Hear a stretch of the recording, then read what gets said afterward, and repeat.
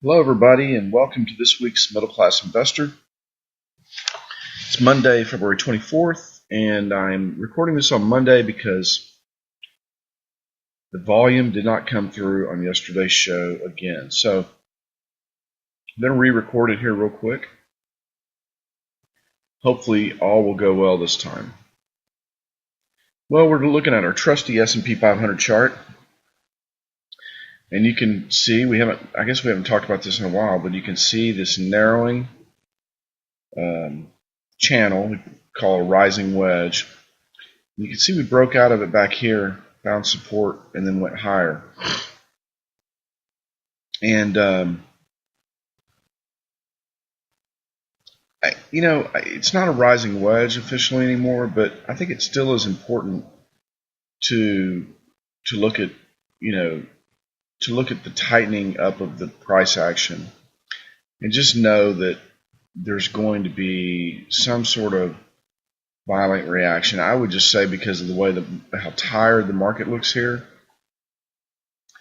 that violent reaction is probably going to be to the downside. I mean, that's the pot odds, as they say, or the odds favored direction. Now the question is will it break out of this channel? We've been in this channel here for quite some time. You can see it right here, and the lower half of it is right here. My gut feeling is we'll at least go to some low right in here below this low right here. So, and then we'll have to wait to see what the bounce looks like. If the bounce looks pretty tepid and then it starts to roll over again, then we got our answer. If it comes up and tries to make a new high, then we've got our answer. So we don't really guess at what the market's going to do. We just we look at the price action, and we make an assessment as to what it's going to do. Now, I would say, this was Monday right here. This is a weekly bar, but so far it's just Monday's bar. And to me, this looks pretty weak. I mean, I could see this going slightly higher tomorrow and Tuesday, and then starting to roll over. In fact, that's probably the way I'm going to play it. So, a bunch of you out there, you don't need to worry about that, because we're looking at 401ks and IRAs. But what we're going to be looking for first is a move out of this channel. I'm going to highlight it right here. And then we're going to look for the return bounce and see how that goes.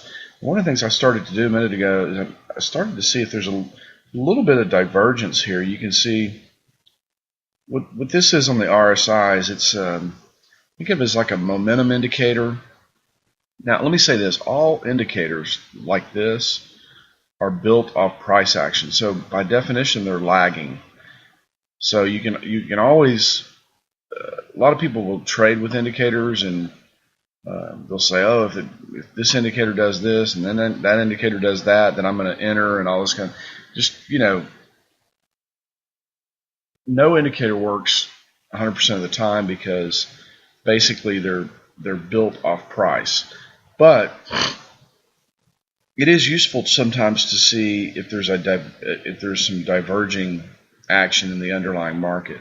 And what I mean by that is, let me just grab a line here. You can see that in general this kind of slopes down.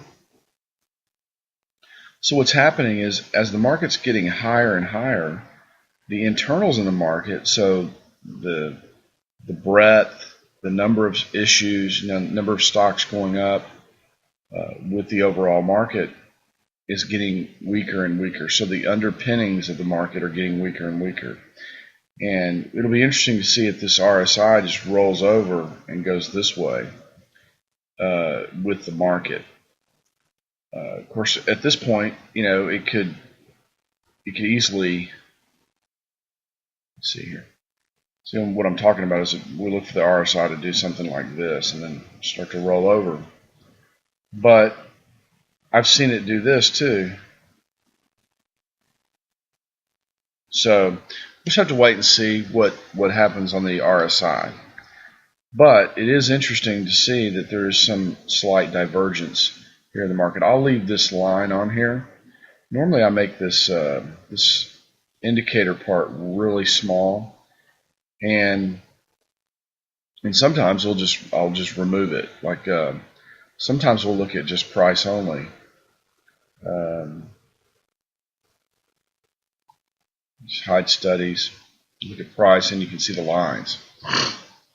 In fact, let's just do that because the movement is a lot more distinct when you do that. Okay, let's.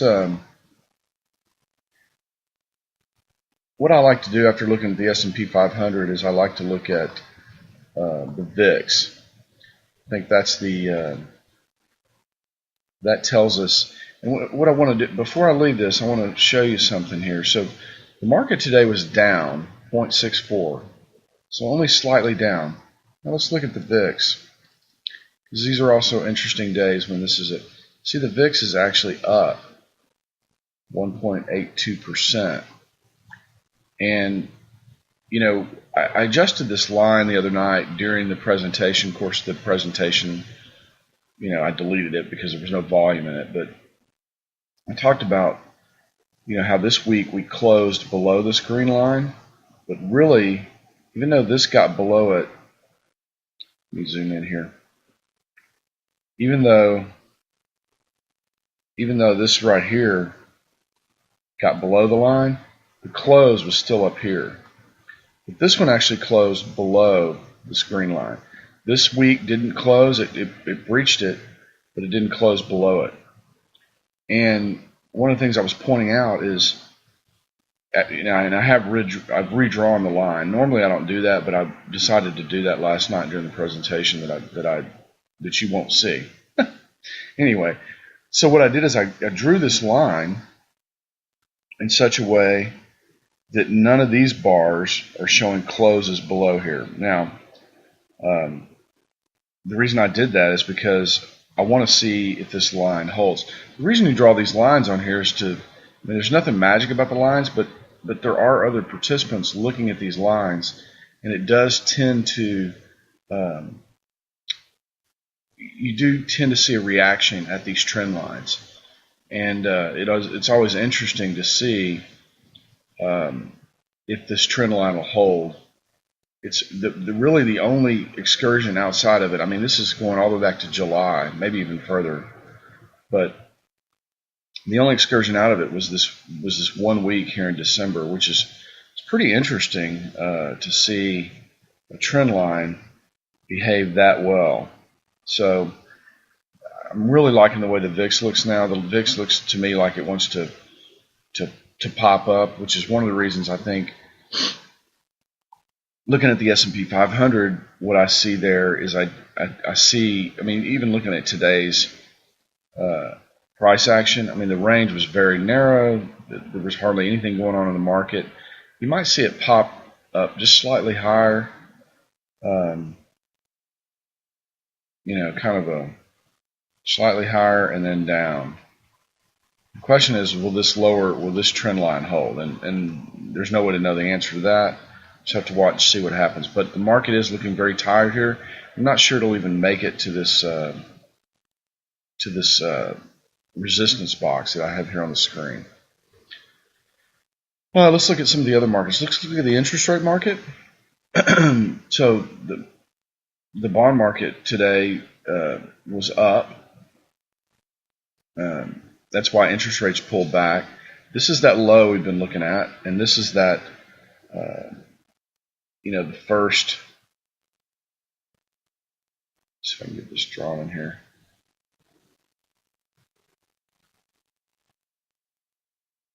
Well, it's tricky. All right, well, that's good enough.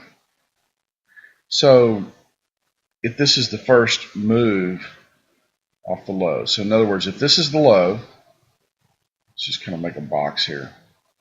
If that's the low, and this is the first move off the low, and this was the correction,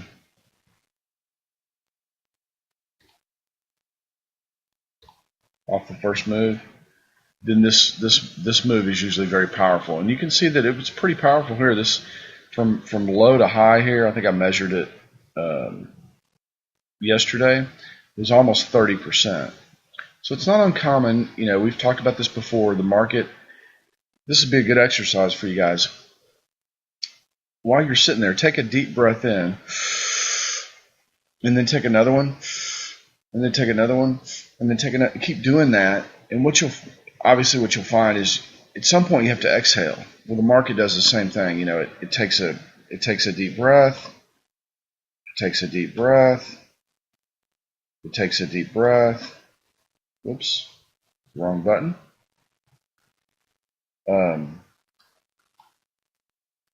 Did it again. Fat fingering this thing. So it takes a deep breath, it takes a deep breath. And you can see here it kind of exhaled a little bit. And then it took another deep breath up. And you can see here it exhaled. So the market, just like you can't breathe in forever, the market can't go up or down forever. It's got to eventually, depending on what direction we're talking about, buyers or sellers, eventually come in on the other side and move the market in the other direction, if only temporarily. And so that's what creates the stair-step pattern of the market, the trend that we look for. So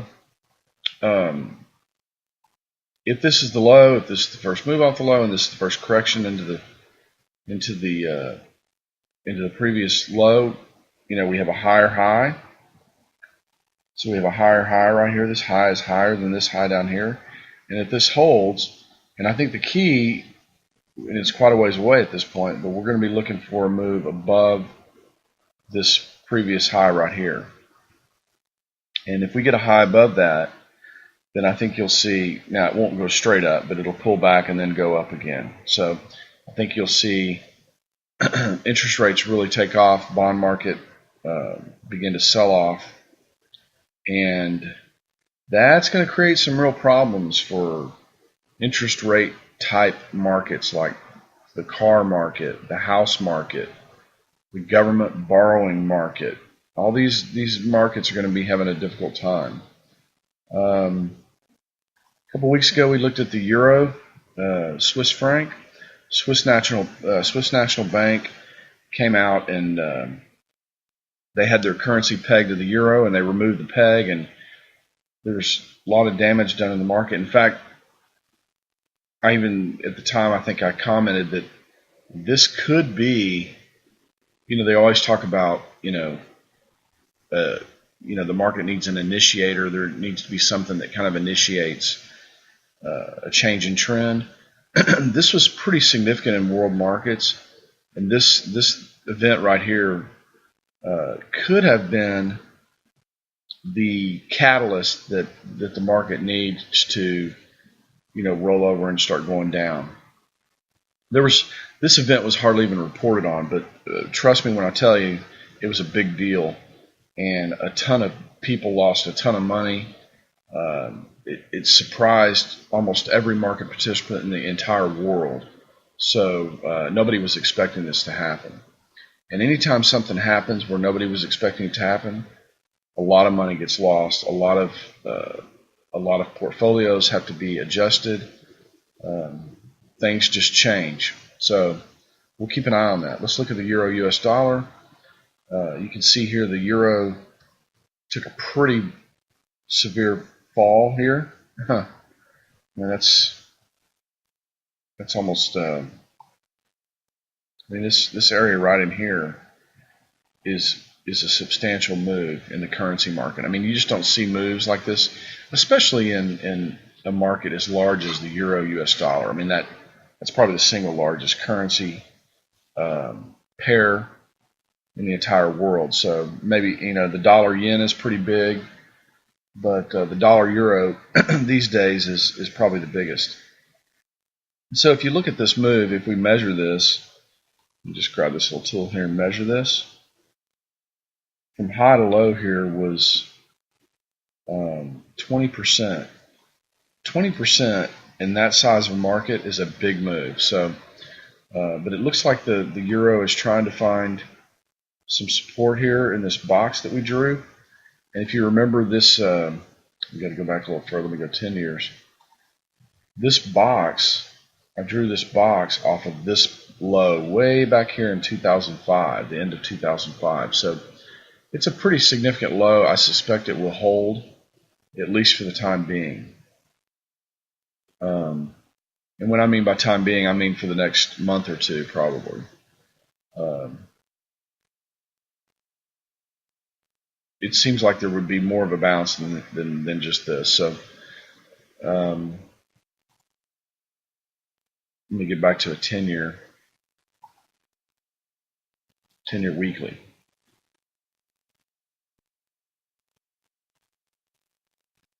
All right, let's look at some of the foreign markets. Germany is always a good one to look at.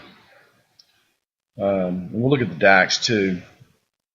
This is the EWG, which is the iShares MSCI Germany ETF. ETF just stands for Exchange Traded Fund.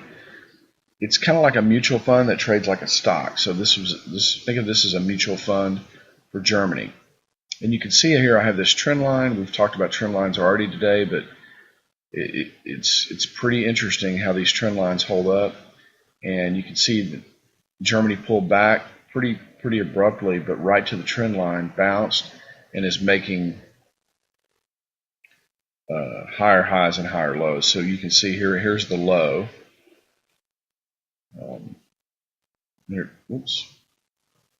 Here's the low, and then we have a high, and then we have a higher low, and then we have a higher high. So that's an uptrend, and it looks like Germany ultimately will probably take out this high. So look for Germany to keep stair-stepping higher.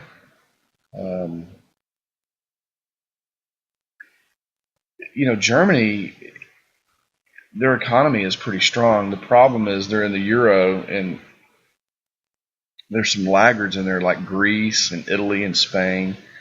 So, Germany might just end up suffering just because of their neighbors, which would be unfortunate, but that's kind of how those things go. Now, Japan had an interesting event happen.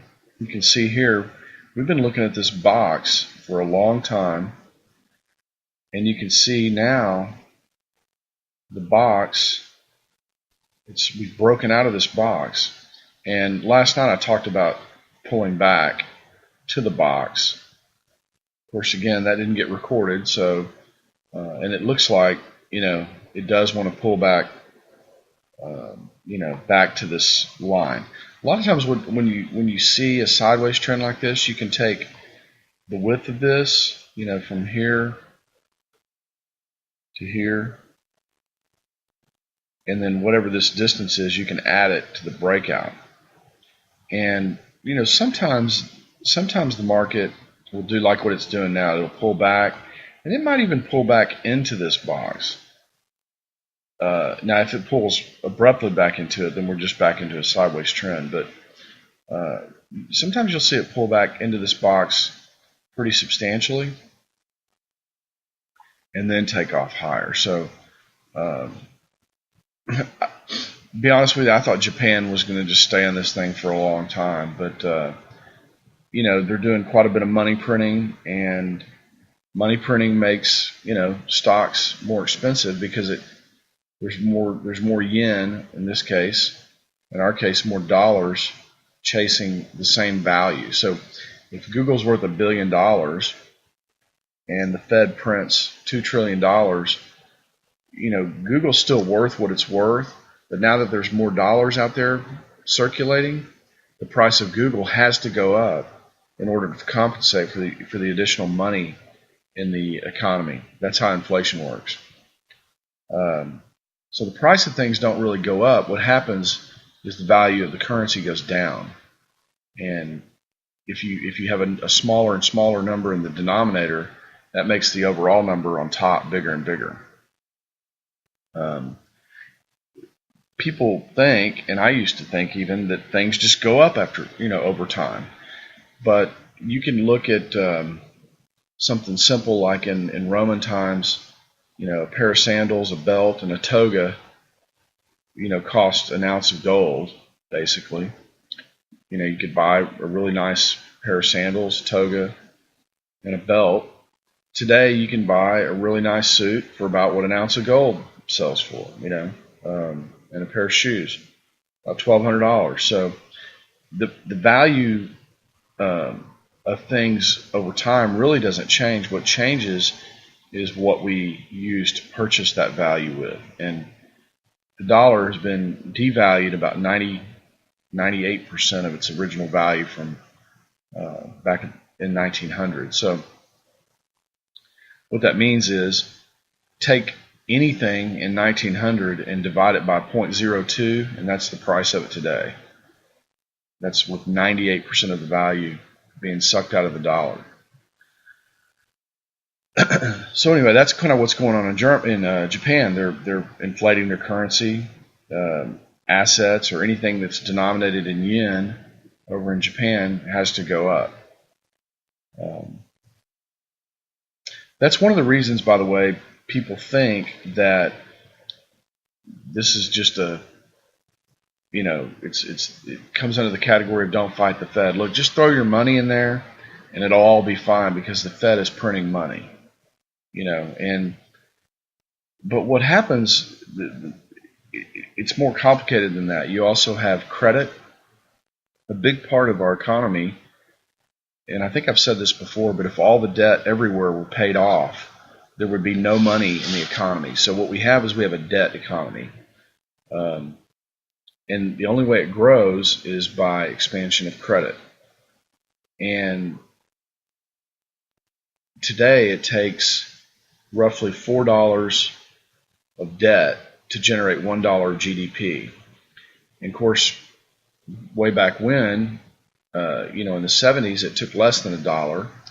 And even before that, it took much, much less than $1. So as the debt gets larger, the economy tends to stagnate because it gets crowded out by this debt. But then the necessity to create more debt becomes there's more political pressure on the people who run the government to create more debt in order to grow the economy. So it's kind of the Fed's printing a lot of money, but if you get a credit collapse, which is what it looks like we're headed for, it doesn't matter what the Fed's doing. Once that credit defaults in the economy, that money evaporates from the economy. And the response in an economic system like ours is to lay off people and to sell assets and raise cash. And it doesn't matter what the Fed does. Once that trigger happens, it's gonna find a bottom. And maybe we talk about that next week in more detail. I don't know. I'm kind of wanting to know what you guys want to talk about. I get in here and I talk about the charts, but the reality is they don't change that much from week to week.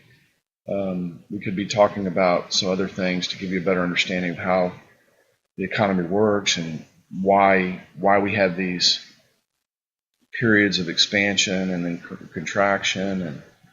And it's super, super critical to your financial future. It's not true that you can just put money in and go to sleep. It just doesn't work that way, at least not anymore. Maybe it did in the 80s and 70s and 60s, but we're at a place now where the amount of debt in the economy and the amount of new debt that's needed to be issued in order to get GDP growth, it's getting larger and larger, and that obviously that type of situation can't sustain itself. This is the United Kingdom. We've talked about this before as well, but a lot of times when I'm sure you noticed, but this line, oops, that's not a line, that's a box. This line goes back pretty far, and anytime you break a trend line, so anytime a trend line is broken, the tendency is for the market to correct back up to the trend line, but not, see how this is not higher than this? Here's the old high. And when you get back up to the trend line, see it's actually lower than this high, and then roll over. So that's what I'm expecting to happen here now that we've broken this trend line. It's a pretty long trend line. And now it doesn't have to get all the way back up to here. In fact, another tool that I'll introduce you to is something called a Fibonacci retracement. And that's a whole nother discussion, but let me just put it on here real quick. So I went from this high up here down to the absolute low here. And a lot of times the market will correct like about anywhere from 50 to 62%. So we've already corrected the 62%. I mean the 50%. So I suspect we're going to be coming up into. Let's just draw it on here. Let's just draw the zone. Probably going to be seeing this zone right here within the next couple of weeks, and the market could turn actually right there and come down, or it could make it up to this next level. But the idea is, once it breaks out of the trend line, it doesn't make a new high. It stops somewhere underneath the trend line and rolls over. So we'll look to see if that holds. It's pretty amazing how often it does. Let's go and look at the dollar, the US dollar. This is a very long-term chart of the dollar. This goes back to 1996 over here off of the scale. Let's see, 98 is what you can see right here. And you see the dollar made a high here in 2001, kind of corresponded with the gold, the low in gold. Well, the low in gold was actually back here in 99, but the high or the low in the dollar kind of corresponds with the high that we saw in gold. And you can see we had a pretty substantial move here. We found a bottom. We chopped. We drew this resistance area for this high here, and you can see that we're pretty much in that resistance area. I think last week we talked about. Let me get a better zoom in on this. Last week we talked about this potentially making a move that kind of looks like a lot of times these corrective moves are kind of zigzaggy like this. And I talked about, the dollar maybe coming down to this area, whatever this is, 92 and a half, something like that, and then resuming the uptrend. And if this happens to play out this way, and we just pull back a little bit and break this high, you're going to see a lot of, I think you'll see a lot of fear in the market and a lot of talk about trouble. Because I don't think market participants are expecting to see a new high in the dollar, but we're either headed to a new high in the dollar, or we're gonna get a pretty good chunk of this up before we roll back over. Ultimately, I think the dollar is going much lower, and that's only because history tells us that governments don't default; they just print more money, and of course, we've already printed about $4.5 trillion, and if politically we start heading back toward another QE, $4.5 trillion is not going to get it done. I mean, that's just goes back to the conversation we just had about, in order to create GDP, the government's already having to create like $4.50 of debt to create $1 of GDP. So, next time it'll be $6, $8, $9 of debt for $1 of GDP. So what happens is politically, politicians, policymakers, there's a lot of pressure on them to generate GDP, because the overall feeling is that, well, if we have a positive GDP, then the economy's growing and everybody's happy. Well, we've had a positive GDP now for 5 years. I mean, look at the unemployment rate. I mean, positive GDP doesn't necessarily mean healthy economy. And I think should be getting to be pretty obvious to people at this point. Not to the people on TV, but the people that are living in the economy that are actually experiencing it. So let's see. Let's look at gold. I tell you, rather than look at gold on this chart, let's look at it on NinjaTrader, because I have this kind of parallel set of lines that I drew, a trend line, to map out this downtrend line. And back here, let me zoom in a little bit.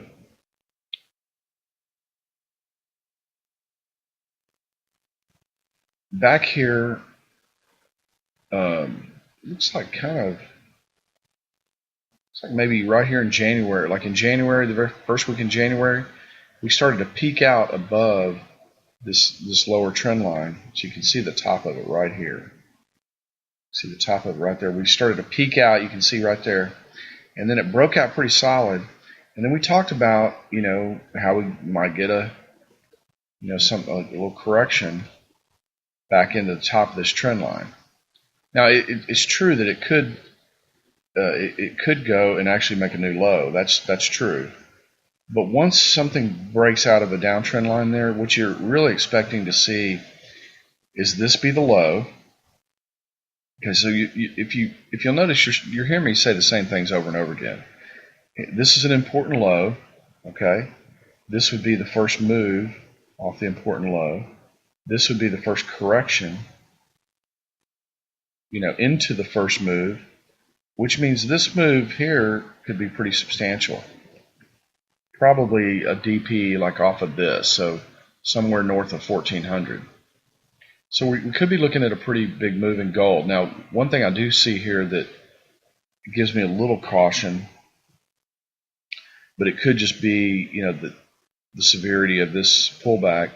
This strength indicator here, an MT predictor, usually the way it works is when you start to see it roll over like this. I mean, this is usually the start of a pretty good move, down. So, maybe it makes a new low. I don't know, but a good trade, if you were a trader, okay. And what I mean by trader is, this is a weekly chart, so this is a fairly low risk entry for like a 401k. In fact, let's just talk a little bit about that. What if you had a 401k? Let's just play like this isn't gold. This is just some instrument. We don't even know what it is.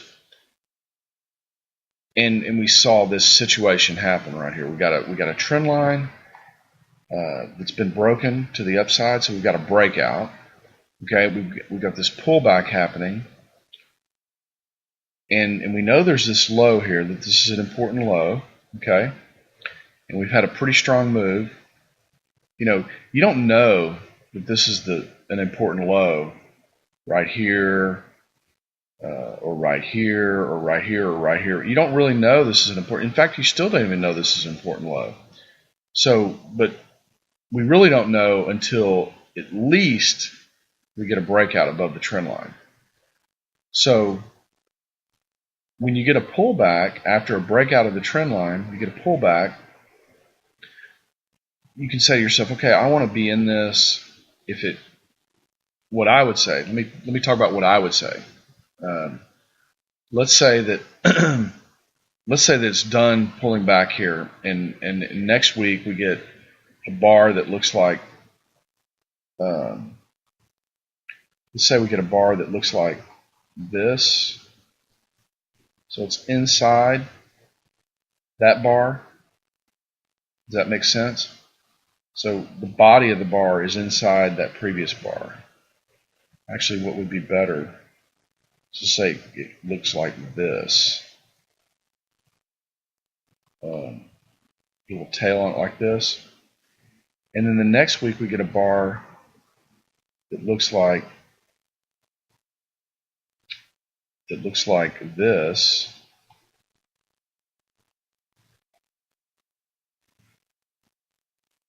I'm trying to be a little bit precise here so that I don't confuse anybody. Okay. So what you've got here is you've got a low. You can see this is a new low, And then here, see the body of this is above this body. This right here, this is a good entry point for your 401k. Okay? So at the end of that week, if Friday you open up your brokerage account and you've got this situation shaping up, you put your money in your 401k. This has good risk reward. So the odds are once you close, so the key is it's got to close above this high. Once you close above this high on a weekly basis, you're likely to see, bars that look like this. You may even get a really big one here, like this. Okay. So this is the entry though, and there's no reason why you can't use this on your 401k.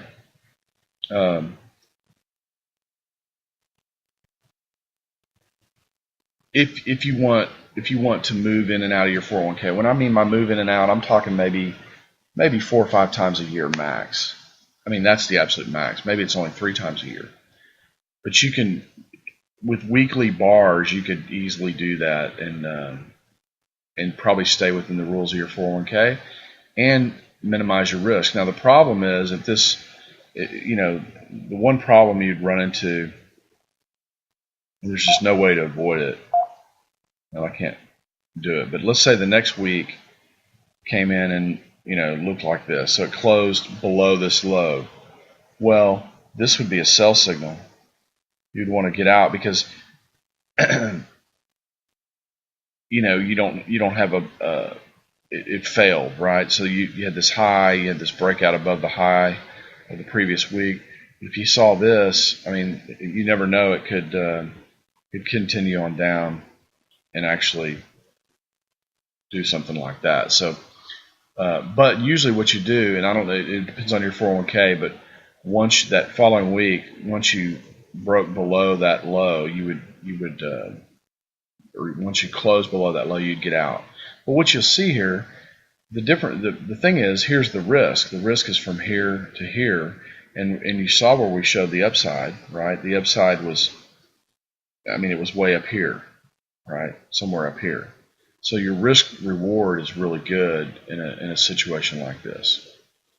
Anyway, that's probably a little bit too much in the weeds, but you will hear me explain that from time to time, especially if I start to see some action like that on the S&P 500. Let's look at the DAX real quick, and then we'll look at the bonds. So we had a correction here on the DAX, and then it moved out and actually went past the target, the MT predictor target, which is not unusual. That happens all the time, so don't read anything into that. The thing about MT predictor that's usually a pretty good indicator, you can see this gray band right here, and you can see this histogram has gone outside the gray band, and that usually means this is what they call strength on this indicator. And usually what that means is that now this market might pull back, so you might get a pullback down to here, but then it's likely to make even another high above this high because the strength indicator is outside that band. So the DAX is probably not through going up, although it could go down first and then go back up. Let's look at bonds. You can see bonds have sold off. We've already looked at interest rates. Same kind of thing here, though. If you look at the MT predictor indicator down here, we're outside the strength band, which is right here, and likely what is going to happen is even though bonds are down, you'll probably see another move, potentially higher, but at least a substantial retrace of this downtrend, and then maybe some more downside. But anytime you got strength in this band here, you have to be careful about getting on board too quickly with a trade or a direction. Because see, this is the first move. So if this is, let's just look at this for a second. If this is an important high, okay, right here, and it is because it just, this move here, this swing up, broke this high that goes all the way back to May 2013. So this is an important high, and this swing here just broke through it. So we've eclipsed an important high with a new high. We've got this move down. You don't know if this is the high, right? Because there's just no way to know. But what you can do is look for the correction back up here and a failure to make a new high. And then you can say something about the future direction of the bond market. Right now you have to assume that the bond market's just going to come down here, okay? It's going to come to right about where it is, and then, start making, zigzags to the upside. So I hope that makes sense. I mean, I say it, and it just comes out so easy because I say it to myself all the time, but maybe you're not, you guys might not be hearing it that easily. So it might be something that we need to clarify more in the future. Anyway, that's about it for this week, everybody. Hopefully we didn't get too far in the weeds for anybody. Like I said, there's not, from a week-to-week basis, there's not a lot to say about the markets. I mean, they don't change that much from week to week. So if there's anything you'd like to discuss here, it could be news related, it can be theory related. We can talk more about Fibonacci and stuff like that. That's interesting. It's interesting to some people anyway. There's a lot of things we can do. Just we can go back and talk about technical analysis again. We haven't done that in a long time, and why that has a tendency to work. So just why don't you throw your comments in there, and we'll see what the opinion of the group is, and we'll go from there. All right. Thanks, everybody. Thanks for coming in this week. We'll see you next week. Bye-bye.